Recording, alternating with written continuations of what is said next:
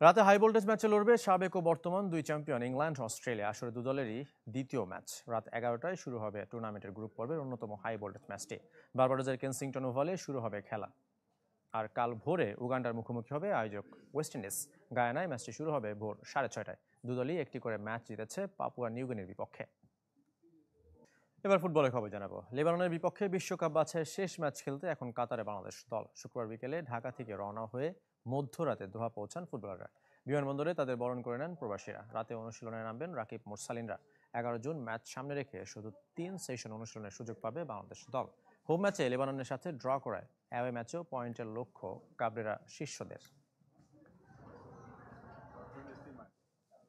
সাফ নারী ফুটবলে চ্যাম্পিয়ন বাংলাদেশের গ্রুপে ভারত ও পাকিস্তান। নেপালের কাঠমান্ডুতে গ্রুপ এতে লড়বে প্রতিবেশী 3 দেশ। বি গ্রুপে স্বাগতিক নেপালের প্রতিপক্ষ শ্রীলঙ্কা, মালদ্বীপ ও ভুটান। 17 থেকে 30 অক্টোবর দশরথ স্টেডিয়ামে হবে আসর। এর আগে আগামী মাসে লেবাননে 4 জাতীয় টুর্নামেন্ট খেলতে আগ্রহী বাংলাদেশ। শনিবার ঢাকায় সাফ কংগ্রেসের পর আরও 2 বয়সভিত্তিক টুর্নামেন্টের ড্র অনুষ্ঠিত হয়েছে। 16 থেকে 28 আগস্ট কাঠমান্ডুতে হবে অনূর্ধ্ব 20 চ্যাম্পিয়নশিপ। সেখানে এই গ্রুপে বাংলাদেশের প্রতিপক্ষ নেপাল, পাকিস্তান ও শ্রীলঙ্কা। আর 18 থেকে 28 সেপ্টেম্বর ভুটানে হতে যাওয়া অনূর্ধ্ব 17 ফুটবলে এই গ্রুপে লাল সবুজের প্রতিপক্ষ ভারত ও মালদ্বীপ। 3 টুর্নামেন্টে সাফের 7 সদস্য দেশই অংশ নিচ্ছে।